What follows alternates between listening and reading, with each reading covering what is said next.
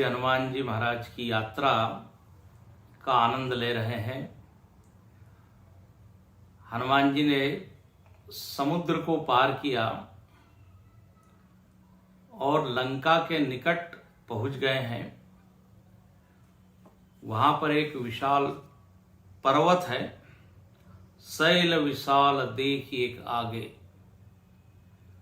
विशाल पर्वत को उन्होंने देखा और एक क्षण में ही उसके ऊपर चढ़ गए। भगवान शंकर पार्वती जी को कथा सुना रहे हैं। तो पार्वती जी ने जब ये बात सुनी कि श्री हनुमान जी महाराज ने बिना किसी प्रयत्न के उस पर्वत पर छलांग लगा ली और पहुंच गए, आश्चर्य हुआ। तो शिव जी कहते हैं इसमें आश्चर्य की बात नहीं है। उमान कछुक पिकय अधिकाई, प्रभु प्रताप जो काल ही खाई। बोले इसमें आश्चर्य नहीं है।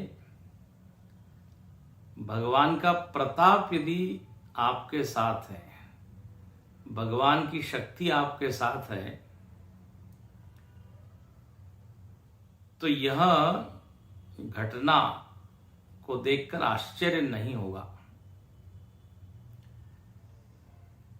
शक्ति यदि साथ में है तो व्यक्ति को भय क्या।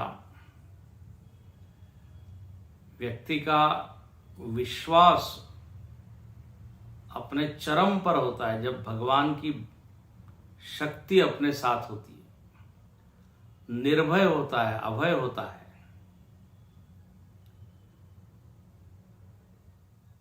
भगवान यदि नहीं हो साथ में, शक्ति का एहसास यदि नहीं है, तो व्यक्ति कमजोर अनुभव करता है।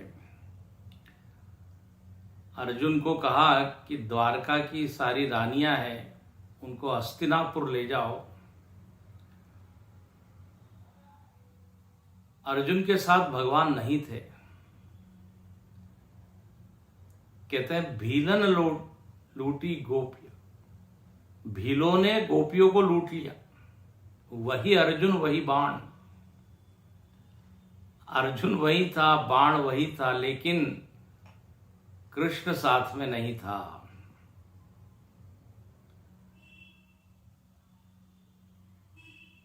महाभारत के युद्ध में भी यह हमको दिखाई देता है। सारा काम भगवान ने ही किया है। निमित्त मात्रम भव सव्यसाची। तो यहां भगवान शंकर इस रहस्य को जानते हैं, इसलिए कहते हैं हनुमान जी में अभी राम जी की शक्ति बह रही है।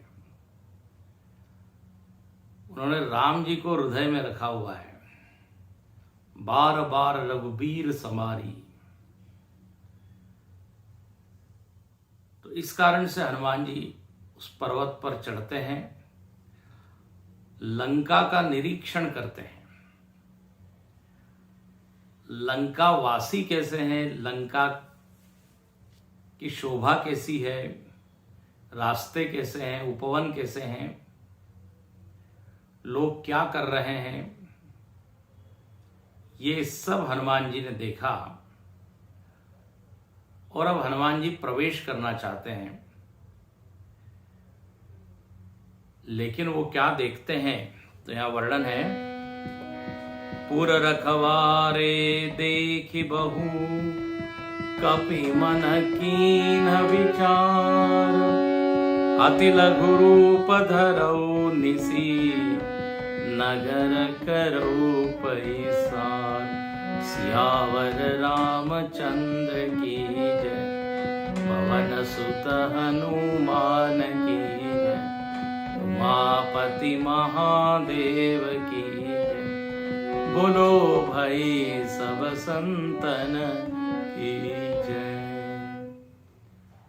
हनुमान जी प्रवेश तो करना चाहते हैं,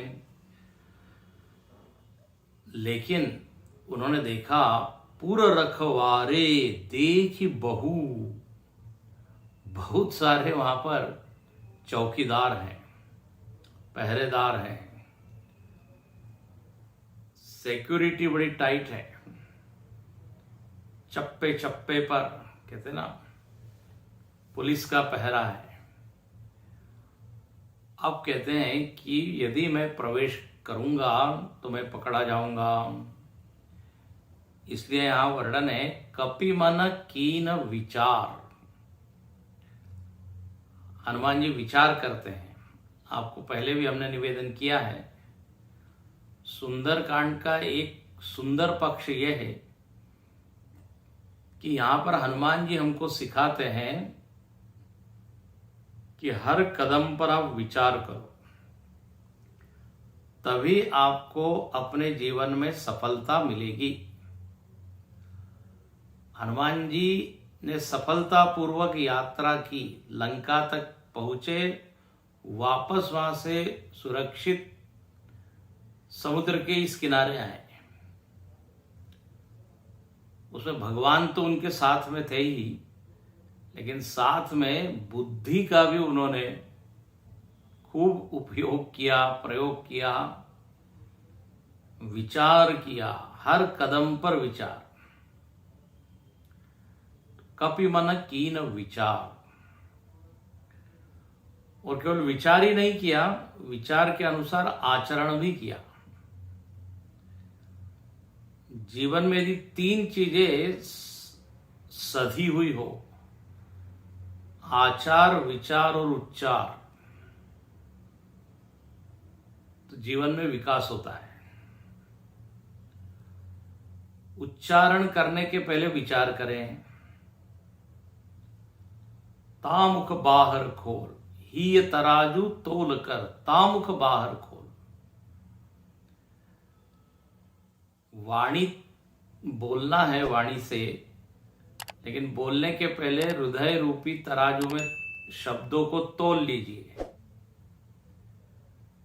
ये शब्द यदि हम बोलेंगे तो इसका क्या प्रभाव पड़ेगा चित्त पर, ये सोच के फिर शब्द को बाहर निकालिए। क्योंकि एक बार शब्द छूट गए फिर वापस लौटकर नहीं आते। चाहे आप लाख कहे कि मैं अपने शब्दों को वापस लेता हूं, लेकिन कहते हैं ना, डैमेज हैज बीन डन। उन शब्दों से सामने वाला व्यक्ति घायल हो गया। अब आप मरहम पट्टी कीजिए, लेकिन नुकसान तो हो गया, चोट लग गई। इसलिए उच्चार करने के पहले विचार कीजिए और आचरण करने के पहले भी विचार कीजिए। शरीर के स्तर पे कर्म होता है, आचरण होता है, वाणी के स्तर पर शब्द का उच्चार होता है, उच्चारण इसको कहते हैं। और बुद्धि से विचार होता है। तो बुद्धि से दोनों नियंत्रित होना चाहिए। और हनुमान जी के जीवन में आप देखेंगे, इस पूरे प्रसंग में हनुमान जी ने विचार किया है, उसके बाद बोला है, उसके बाद किया है।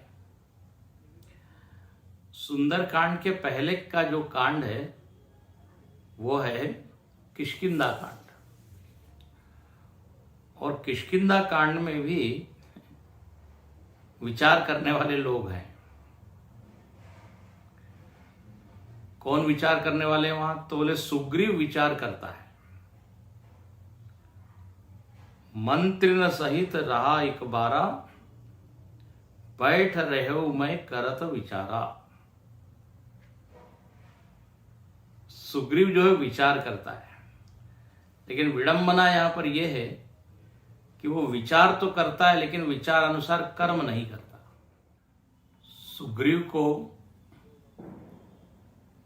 कर्म करना चाहिए था, रावण को रोकने का प्रयत्न करना चाहिए था।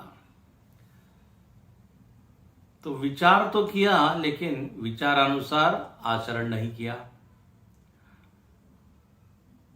इसलिए जब सुग्रीव ने राम जी को बताया कि मैंने देखा कि एक नारी विलाप करते हुए जा रही है और उसने जो आभूषण ऊपर से फेंके हैं ये है वो आभूषण, तो लक्ष्मण जी ने वो देखा, वो आभूषण देखे। राम जी तो प्रसन्न हुए, बोले चलो सीता जी की कुछ तो खबर लगी। लेकिन लक्ष्मण जी प्रसन्न नहीं हुए, बल्कि सुग्रीव के ऊपर थोड़े नाराज हुए। बोले तुमको करना चाहिए था कुछ, तुमसे अच्छा तो वो जटायु के लिए लिखते हैं सुनत गीध क्रोधा तुरधावा। सुनत, उसने तो सुना और आक्रमण कर दिया जटायु ने रावण पर। सीता जी को बचाने का, छुड़ाने का प्रयत्न किया, लेकिन सुग्रीव ने तो किया नहीं कुछ। तो विचार तो किया लेकिन कर्म नहीं किया। ये किष्किंधा कांड में हुआ। अच्छा, उधर लंका कांड में भी विचार करते हैं। लंका कांड में प्रसंग ये है कि ये रावण जो है राक्षसों से पूछता है कि अब ये वानर सेना आ गई है, क्या करना चाहिए, कौन सा विचार करना चाहिए। तो राक्षस लोग क्या बोले, अरे इसमें विचार क्या करना। वहां चौपाई आती है, करऊ कवन भय करिए विचारा, नर कपि भालु आहार हमारा। विचार क्या करना, हम तो सीधे अटैक कर देंगे। ये वानर लोग, भालू, ये सब हमारे आहार है। तो ये लंका कांड में विचार नहीं होता, सीधा कर्म होता है। किष्किंधा कांड में विचार होता है लेकिन कर्म नहीं होता। देखो विडंबना ये है,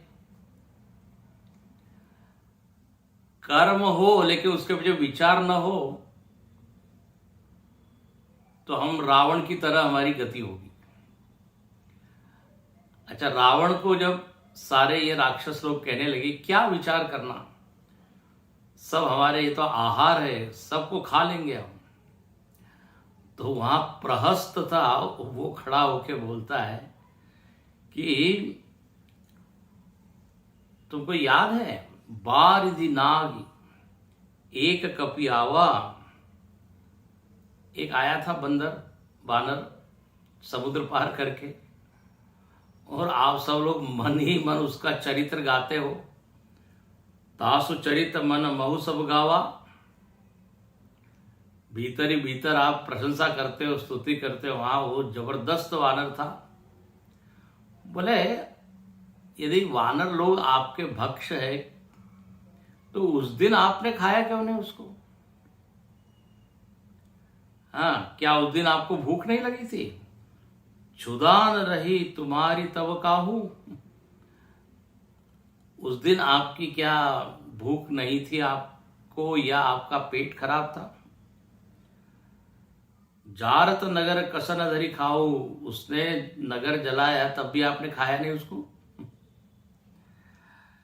तो ये जो तुम कह रहे हो ना कि ये सब आहार है, जरा विचार करो, विचार, उसके बाद फिर खाना। अरे विचार करके यदि कुछ कर्म कर रहा है कोई, तो वो राक्षस कहां फिर? राक्षस तो कहेंगे उसको जो बिना विचार करके कर रहा है। तो कहने की बात यहां पर यह है कि हनुमान जी केवल विचार नहीं करते या केवल कर्म नहीं करते, विचार पूर्वक कर्म करते हैं। कर्म के पहले विचार, बिना विचारे जो करे सो पाछे पछताए। और जग में हो तो हंसा है, जगत में उसकी हंसी होती है। दुनिया में दो ही लोग असफल होते हैं या असफल हुए हैं, जिन्होंने विचार किया लेकिन आचरण नहीं किया, जिन्होंने आचरण किया और विचार नहीं किया। Those who thought but never did, and those who did but never thought. अंग्रेजी में कहते हैं थॉटलेस एक्शन, अविचार पूर्वक कर्म, या फिर एक्शनलेस थॉट, बिना कर्म के केवल विचार ही कर रहे हैं। तो कपि मन कीन विचार, विचार करते हैं। और अब क्या विचार किया, बोले किस तरह से प्रवेश करें। तो अति लघु रूप धरो निसी, बोले रात्रि के समय प्रवेश करना चाहिए।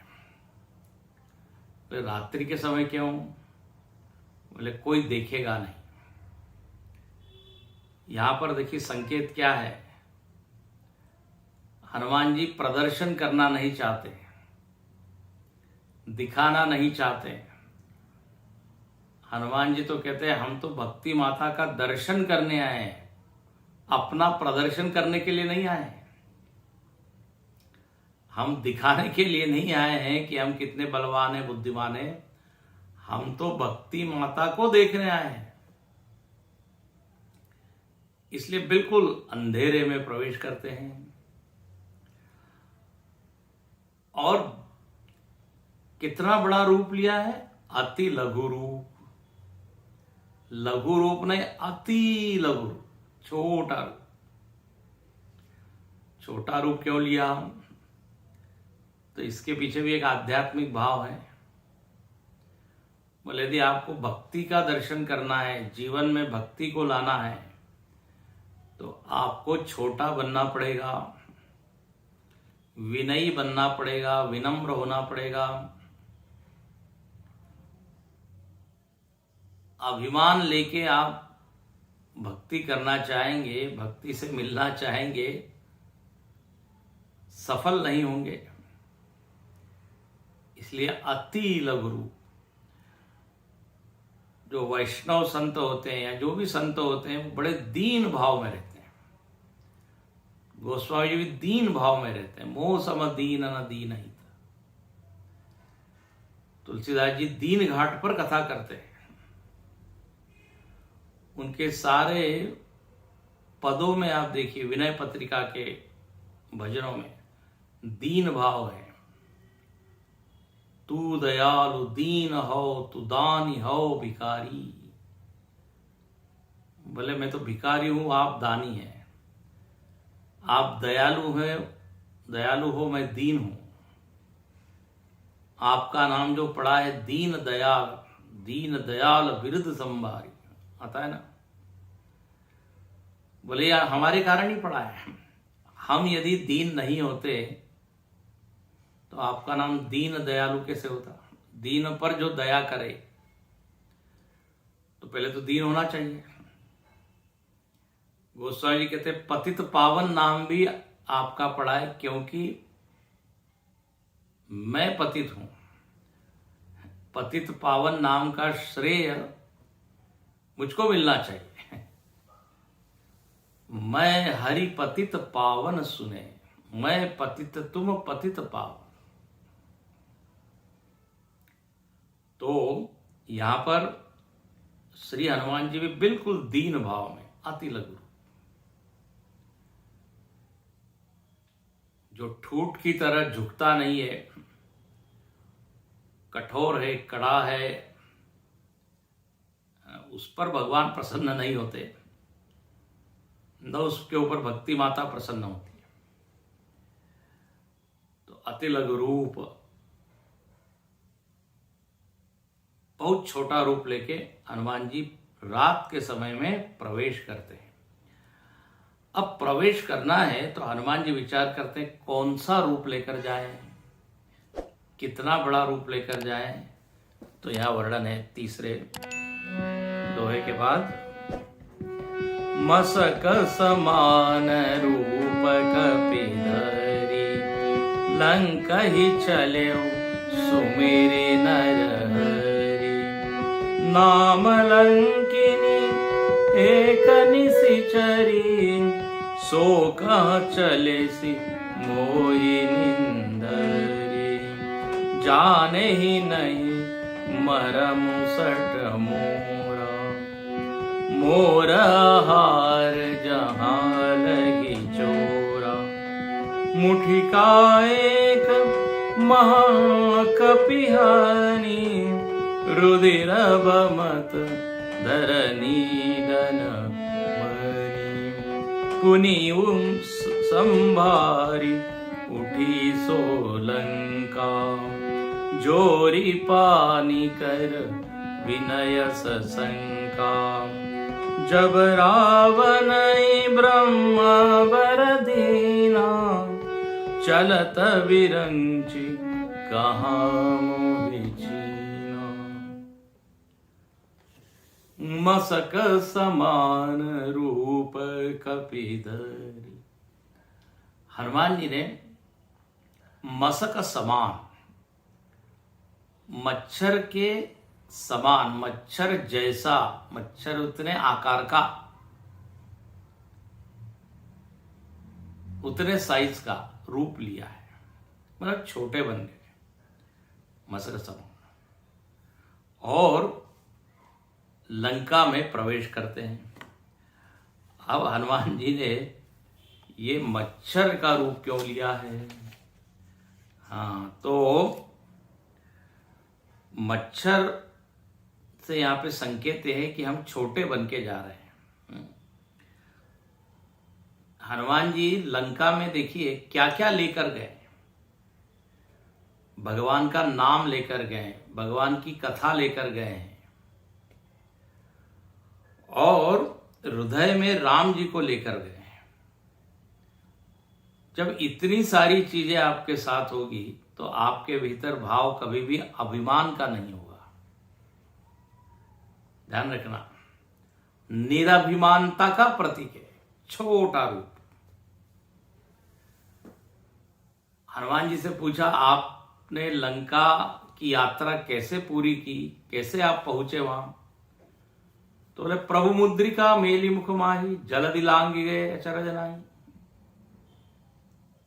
मुख में मुद्रिका है, मुद्रिका से हम पहुंच गए। बोले, मुद्रिका से कैसे पहुंचा जा सकता है? और मुद्रिका क्या कभी क्या मुख में रखने की कोई चीज है भला? मुद्रिका तो अंगूठी में पहनी जाती है, उंगली में पहनी जाती है। हनुमान जी का अंगूठी भले ही मुख में रखने की चीज नहीं है, लेकिन अंगूठी के ऊपर जो नाम लिखा हुआ है ना, वो तो मुख में रखने योग्य है।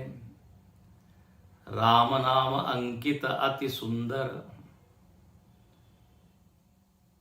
तो मुख में राम नाम, राम सेवा हाथ में, ये हनुमान जी का चरित्र है।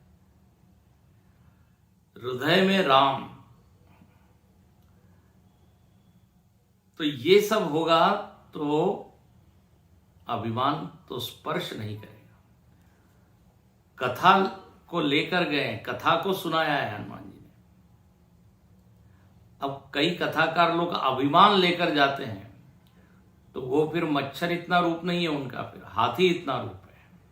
हम बहुत बड़े हैं, हमारी जैसी कथा और कौन कर सकता है? कथा का भी अभिमान। कथा तो इसलिए की जाती है कि अभिमान कम हो, उल्टा ही होता है। तो हनुमान जी ने ये दिखाया कि आप यदि नाम को मुख में रखें, हृदय में राम रहें, बुद्धि में राम कथा रहे, तो आपका अभिमान बिल्कुल शून्य रहेगा। मच्छर के इतना रूप लिया है। अब किसी ने एक प्रश्न किया कि हनुमान जी यदि इतने छोटे बन गए तो वो अंगूठी का क्या हुआ? बड़ा ही विनोद है इसमें। एक प्रश्न पूछा है, अंगूठी का क्या हुआ? संतों ने बड़ा मजाक में इसका उत्तर दिया। बोले लंका में जितने लोग हैं ना, राक्षस लोग, इनका आकार बहुत विशाल है, बहुत बड़े बड़े हैं। पर्वत इतना इनका आकार है, रामायण में वर्णन आता है। बड़े बड़े पर्वत चल रहे हैं, ऐसा लग रहा है राक्षस जब चलते हैं। तो जब लंका के राक्षस लोग पर्वत के इतने हैं, मनुष्य लोग वहां के, तो वहां के पशु पक्षी का आकार भी बहुत बड़ा होगा, मच्छर का आकार भी बड़ा होगा। तो हम लोगों के जो कुत्ता बिल्ली है उस साइज के वहां मच्छर होंगे। उसी अनुपात में देखिए आप, यदि पर्वत इतने मनुष्य है तो मच्छर कुत्ता बिल्ली साइज के तो हो ही सकते हैं। तो हनुमान जी ने लंका के मच्छर जितने बड़े होते हैं उतना रूप लिया है। तो उतने बड़े रूप में तो अंगूठी फिट हो सकती है। ऐसा बड़ा ही विनोदपूर्ण उत्तर दिया है। ऐसा है रामायण में, पुराण में, भागवत की कथा में भाव से कथा सुननी चाहिए।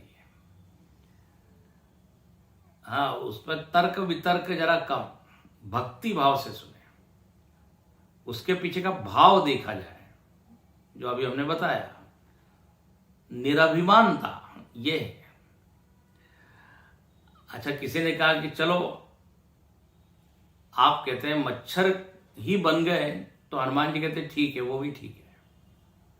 बोले मच्छर क्यों बने आप? हनुमान जी ने बड़ा अच्छा उत्तर दिया। बोले मच्छर क्या करता है, सोने नहीं देता,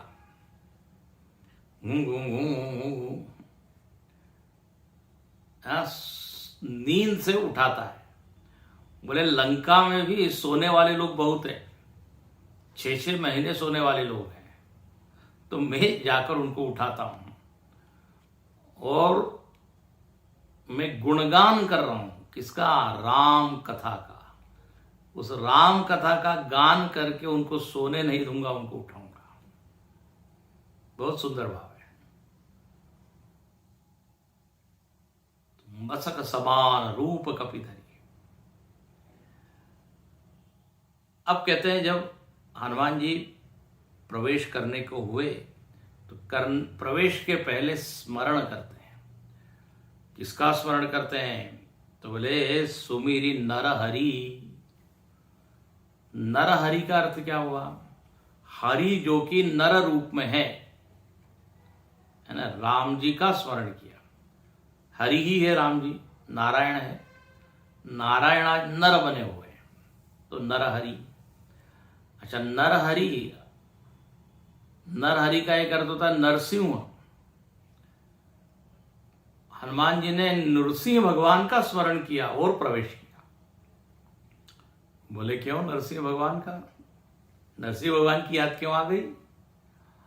हनुमान जी ने कहा अभी लंका में हमको बड़े भयंकर कर्म करने हैं, उग्र कर्म करने हैं। अशोक वाटिका को उजाड़ना है, लंका को जलाना है, राक्षसों को मारना है, सब उद्ध्वस्त करना है, तहस नहस करना है। तो नरसिंह भगवान की ही याद करनी पड़ेगी। नरसिंह भगवान का ऐसा भयंकर रूप था, हिरण्यकश्यपु इतना डर गया, बोले बाप रे ये कौन है? ये रूप तो आज तक देखा नहीं। उनकी आंखों में से आग जो है, आंखें आग उगल रही है। और नरसिंह भगवान की जो जीवा है वो तलवार की तरह।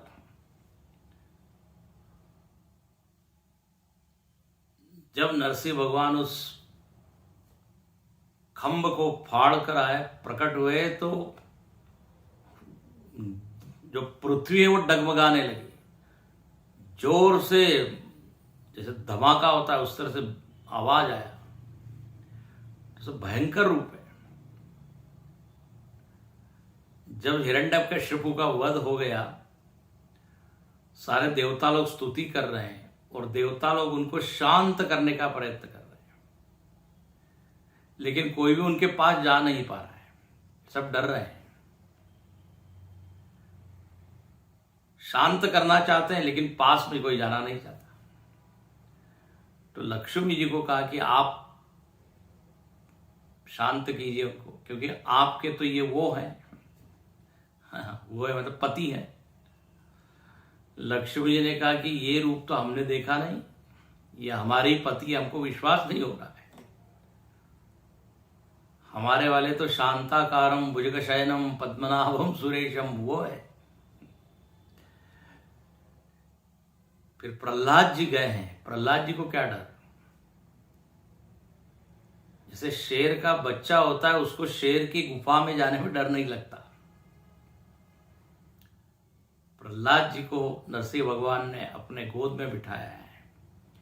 तो कथा वहां आती है पूरी।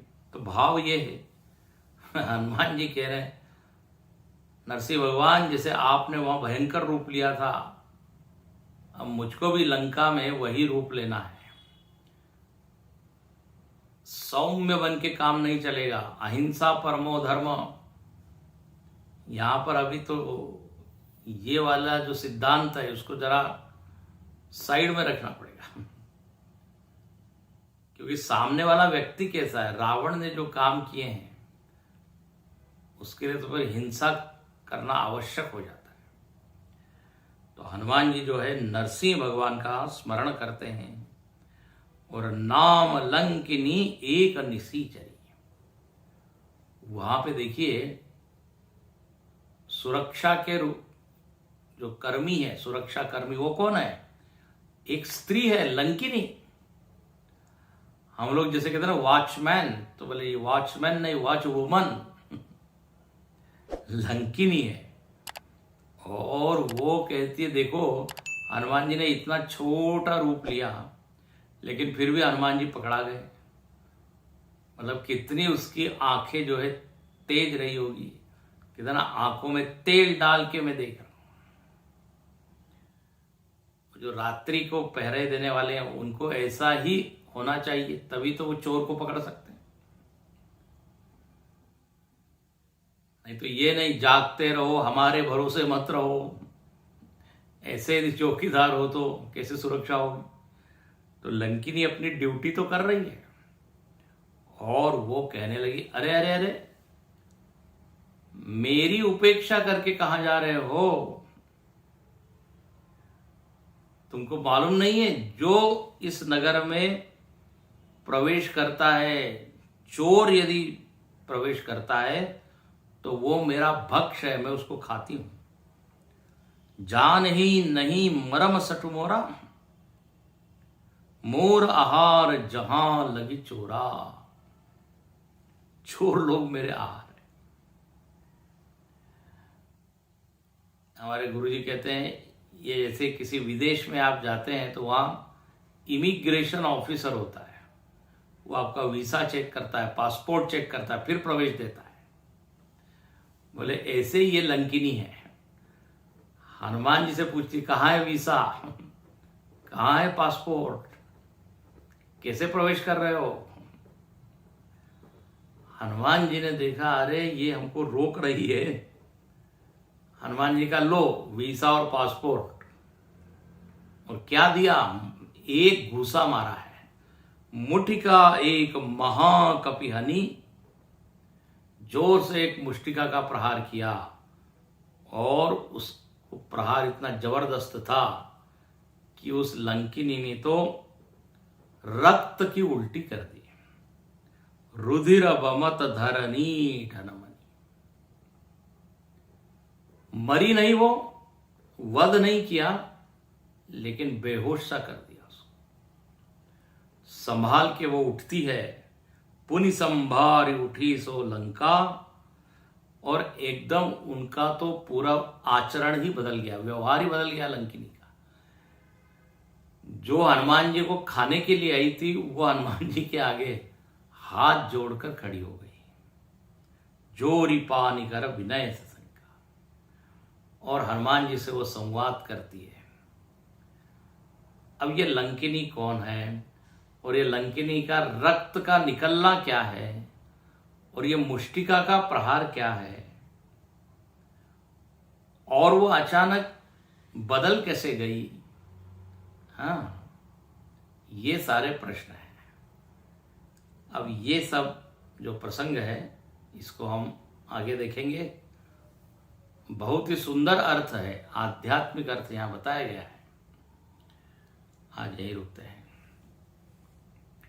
ओम पूर्णमदः पूर्णमिदं पूर्णात् पूर्णमुदच्यते पूर्णस्य पूर्णमादाय पूर्णमेवावशिष्यते। ओम शांति शांति शांति। हरि ओम।